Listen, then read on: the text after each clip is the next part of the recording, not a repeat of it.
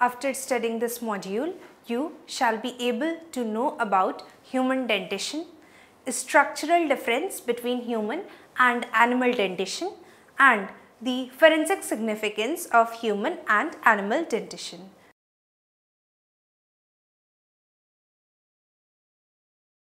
Forensic dentistry or odontology is the area which falls within the greater disciplines of dentistry and forensic science that basically assesses, manages and presents dental evidence in legal proceedings for the purpose of justice. Casework in forensic dentistry often involves identification of unknown or missing individuals, human remains or victims of mass fatality incidents such as natural catastrophes and accidental tragedies. This identification is done by comparative study of a victim's dentition and supporting structures with the dental records of known individuals.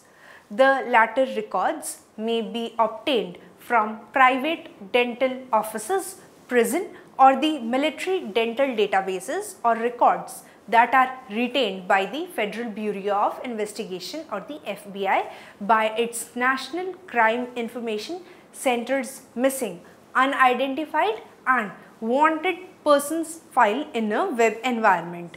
Since forensic odontology is among the several forensic specialities, the forensic dentist's part often interferes with the work of the anthropologist, criminologist, toxicologist, pathologist and the law enforcement officials involved in a case. Identification of human remains is a tough job. Various measures are taken while collecting and examining the human remains in order to find their true identity.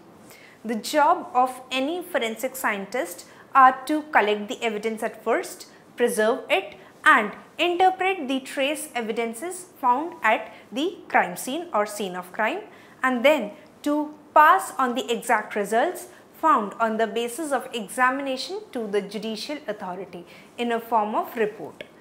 Now these functions of examining and collecting evidence requires sound knowledge in dealing with the crime scenes. By tradition, forensic odontology covered numerous topics which can roughly be classified into the human identification and injury analysis. However, jobs of forensic odontologists have widened in the recent years to cover matters related to crimes such as child abuse and domestic violence, human rights protection and professional ethics. The first and utmost important question that arises when a tooth is found at the scene of crime is whether it belongs to human or not. Dentition of humans varies greatly with that of the animals and even between different species of animals. Human teeth possess a generalized design which includes a mix of incisors which are used for slicing, canines for the purpose of puncturing and grinding molars teeth. They are usually more rounded than the animal teeth. Most animal teeth reflect specialized dietary adaptations. Animals that graze have more grinding teeth with specific ridges, while carnivores have more shearing teeth which has sharp ridges. In addition, a lot of animals have different dental formulas as compared to that of the humans. Dental formulas are annotated with number of each tooth type for a quadrant of the mouth. It is seen that an adult generally have a complement of 32 teeth, that is 8 in each quadrants, which comprises of 2 incisors, 1 canine, 2 premolars and 3 molars. Although extremely variably, it is seen that many placental mammals display a generalized dental formula that includes 3 incisors, 1 canine, 4 premolars and 3 molars in the ratio of 3:1:4:3. Now we will study about the structure of human teeth. The study of tooth anatomy is important for a forensic investigator or analyst.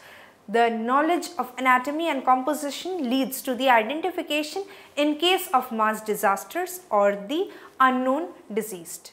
The tooth can be classified according to their parts, that is the crown and the root. The crown. Crown of the tooth is actually the invisible part. The crown is fully covered by the enamel. Anatomically, crown of the teeth is referred to the area above the cemento-enamel junction or the CEG junction. It is the neck of the tooth. And clinically, crown is the part which is referred to any part of the tooth which is invisible in the mouth. The crown of the tooth has many ridges on its top surface to aid in the chewing of food. Next comes the root. The region of the tooth below the CEG or the gum line is known as root, which anchors the tooth into a bony socket known as the alveolus. The outer surface of the root is covered in a bone-like structure which is a mixture of calcium and the collagen fibers known as cementum. The function of cementum is to provide grip to the periodontal ligaments that anchors the root to the surrounding alveolus. The number of tooth varies from 1 to 4 in different type of tooth. This figure shows the various layers of tooth and their internal structure, starting with the crown, which comprises of the enamel and dentin. Then we have the neck region, and finally the root region that comprises of the bone, the periodontal membrane, cementum, root canal and the opening at the tip of root. Tooth is covered with 3 different layers, that is the pulp, dentine and the enamel. Now starting with the first, we have pulp. The pulp is the most important part of the tooth and also for forensic analysis. Pulp is a vascular region of the soft connective tissues which is present in the middle of the tooth. The outer hard structural tip of root is all supported by the tiny blood vessels and nerve fibers which enters in the pulp through small holes to the tip of the root. Odontoblasts are the stem cells from the dentine of the tooth at the edges of the pulp. Next in line is the dentine. It is the layer which covers the pulp layers. It is a mineralized layer of the tissue. Dentine is much harder than the pulp due to the presence of collagen fibers and hydroxylapatite, a calcium phosphate mineral that is one of the strongest minerals found in nature. Structurally, dentine layer is very porous. Due to this, it allows all the nutrients and materials produced in the pulp to spread through the tooth. The outer layer of the crown, which appears as white and provide a hard non-porous cap over the dentine, is known as enamel. It is the hardest substance of the body which is made up of hydroxyapatite. Next comes the periodontal ligament, tissue that helps in holding the teeth tightly against the jaws. Now we will study about the teeth surfaces. There are many surfaces of a tooth which are classified according to the presence of their nearest organs.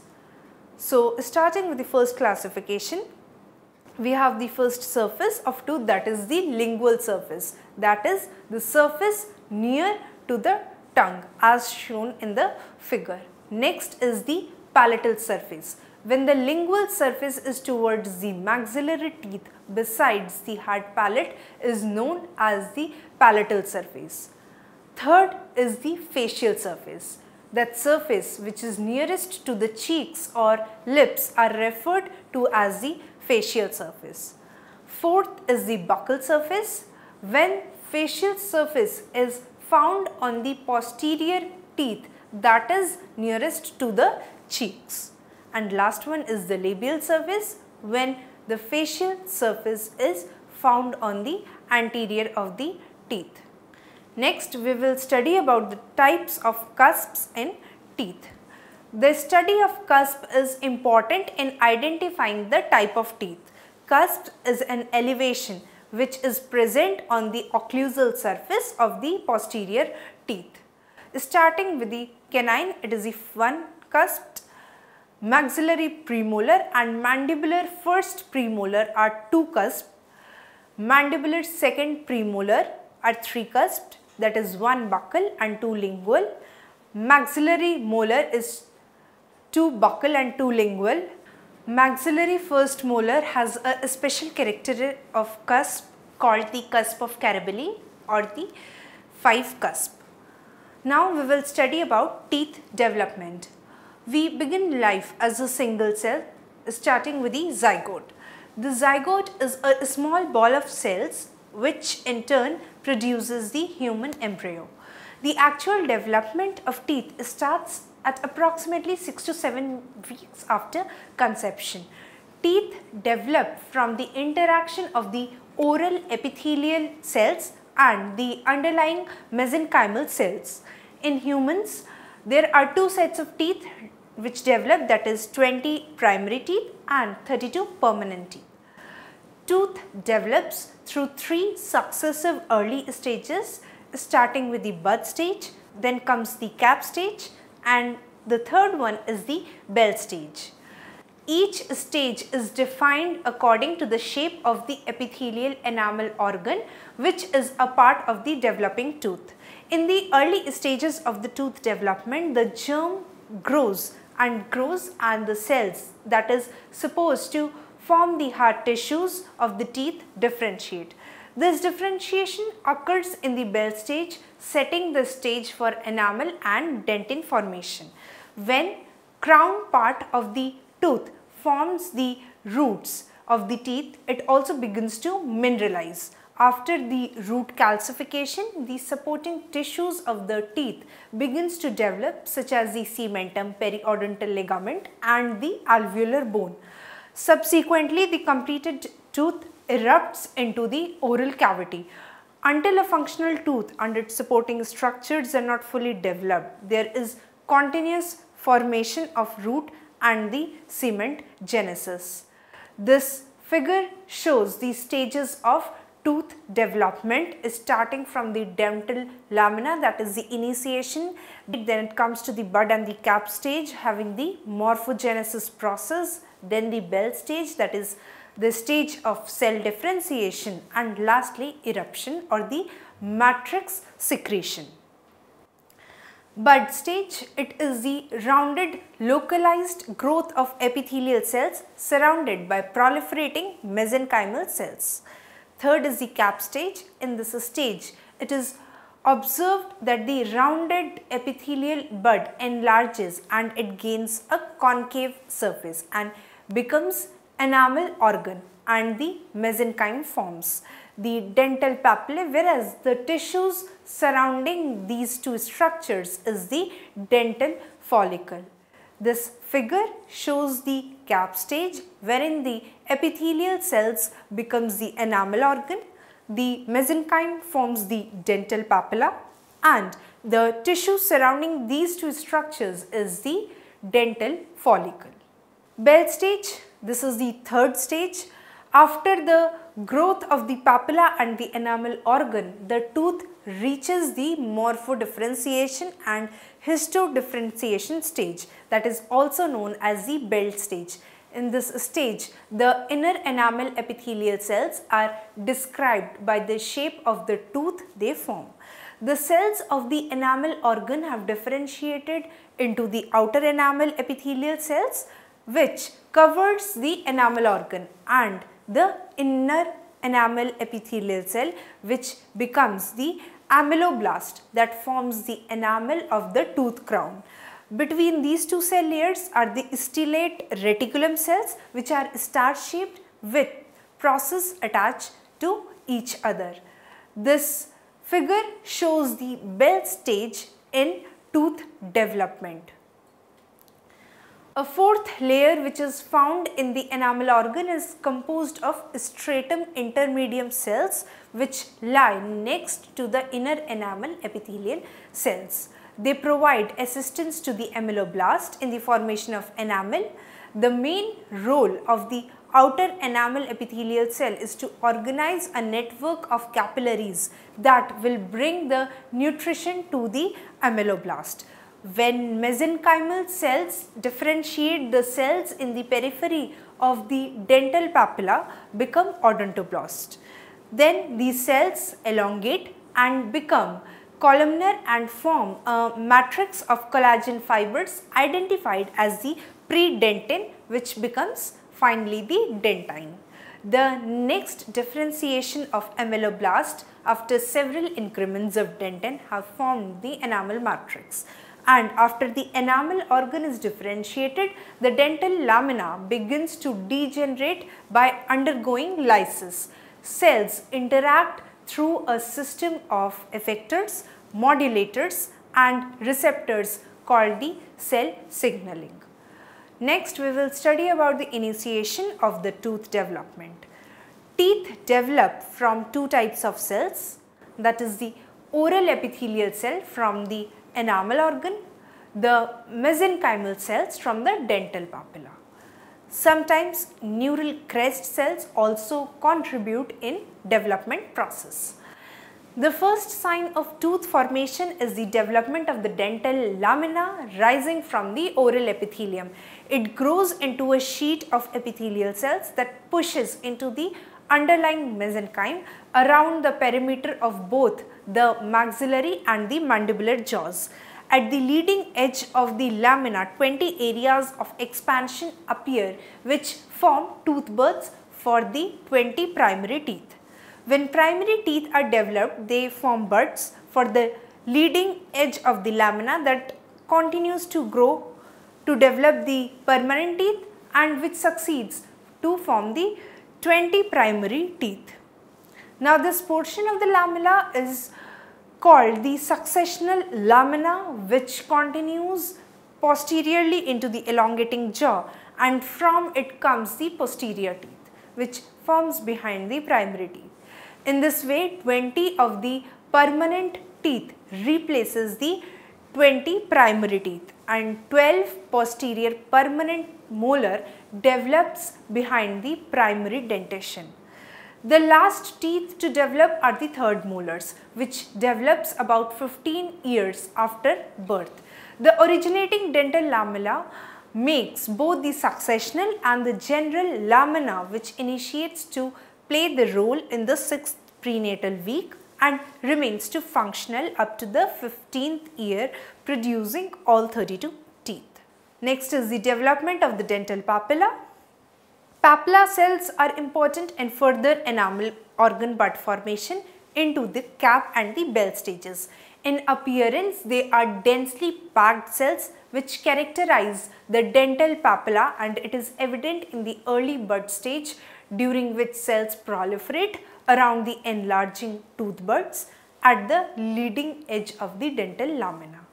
Blood vessels and nerve fibers appear early in the dental papilla, which provides the source of nutrition. And with cellular changes, there is formation of hard shell around the central papilla, as this occurs in the papilla, which becomes the dental pulp.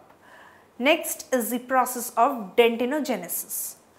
The process of formation of dentin is called as the dentinogenesis. The process starts when the odontoblast elongates in dentinal tubules. They develop at the proximal end of the cells adjacent to the dentine enamel junction. Gradually, the cell moves pulp upwards, and the cell process is known as the odontoblast process. Incremental lines of the dentin are characteristic feature of the dentine, which are formed along the dentin enamel junction. This figure shows the process of the dentinogenesis formation. The first meshwork of the collagen fibers is dentinal matrix, and it becomes calcified within 24 hours, whereas it is called as the pre-dentine before calcification and dentine after the calcification. The collagenous dentinal matrix is laid down in increments like the bone or enamel, which is indicative of a daily rhythm for the hard tissue formation. The site of initial formation is at the cusp tips. As the odontoblastic process elongates a tubule is maintained in the dentine and the matrix is formed around this tubule.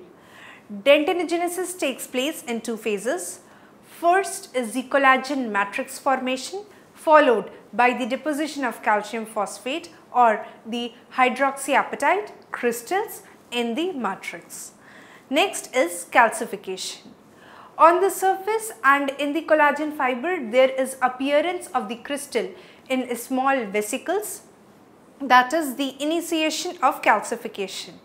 The crystal grows, then spreads and coalesces up until the matrix is totally and completely calcified. It is seen that only the newly formed bands of dentinal matrix along the pulpal border is uncalcified. Mineralization occurs due to an increase in mineral density of the dentin as each daily increment of the predentine forms along the pulpal boundary. The adjacent peripheral increment of predentin formed the previous day calcifies and becomes dentin. Now next is the amelogenesis. When ameloblast starts deposition of the enamel just after a few micrometers of dentin, then they get deposited at the dentino-enamel junction and is called as amelogenesis. At the Bell stage cell of the inner enamel epithelial differentiation, they elongate and are ready to become active secretory ameloblast.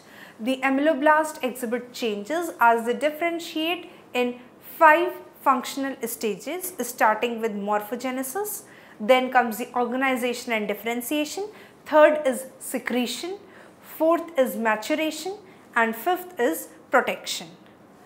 Short conical process or the Tomes processes develop at the apical end of the ameloblast during the secretory stage.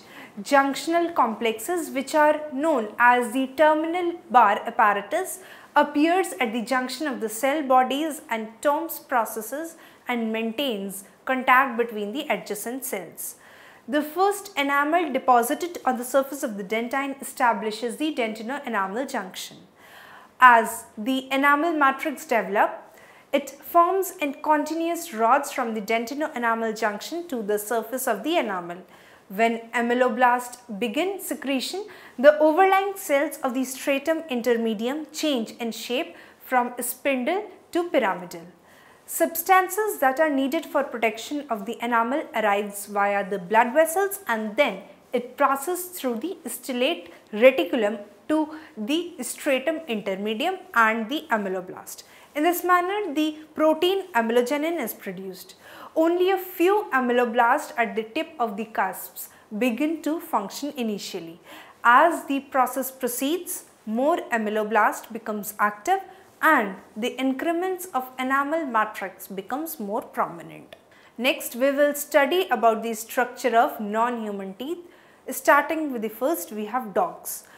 A dog has 42 permanent teeth which are distributed over the dental arcs not equally, and so the upper dentition consists of 20 and the lower of 22 teeth. The largest are considered upper fourth premolar and lower first molars, which are called discordant teeth. It is observed that between the discordant teeth and fangs, a dog an open bite which is limited to the top and bottom conical crown premolar teeth. Thus, in the closed position of the jaws, behind this occlusion is limited by the discordant teeth just in contact are smaller in size 2 molars. Only large dog's molars in a valid comparison can be likened to the human molars. Next in line is a horse. An adult horse has between 36 and 44 teeth, where the enamel and dentin layers are found to be intertwined and in all horses you will observe that they have 12 premolars, 12 molars and 12 incisors. Generally all male equines have 4 canine teeth called the tushes between molars and the incisors.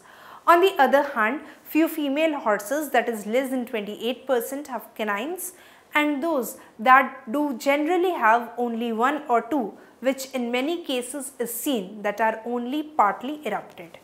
Very few horses have 1 to 4 wolf teeth, which are basically vestigial premolars. It is seen that mostly horses have only 1 or 2 vestigial premolars. This characteristic is equally common in male and female horses, and the probability of presence of this teeth is much more likely to be on the upper jaw. If this vestigial premolars are present, they can cause many problems as they can hinder with the horse's bit contact. Therefore, it is common that the wolf teeth are removed. A horse's incisors, premolars and molars, once fully developed, keeps the eruption in continuation as the grinding surface is worn down through chewing. In a young adult horse, you will see that they have teeth which are 4.5 to 5 inches long, with the major part of the tooth's crown remaining underneath the gum line in the dental socket. And this wrist part of the tooth will slowly emerge from the jaw, that is erupting about 1/8 inches every year as the stallion ages. As it happens with the humans, likewise the animal reaches a certain age, usually the old age, and the crowns of the teeth are either very short or the teeth are often lost altogether. Third is the reptiles. When we see the case of reptiles, it is usually seen that all turtles lack teeth, whereas reptiles like snakes, lizards, crocodilians and tuatras have teeth. These teeth vary from each other in their form, their attachment to the gum and whether they are shed. Generally, it is seen that the teeth of herbivorous species are broadly flattened with the crushing surfaces. Those of most carnivorous reptiles are tapered to sharp points.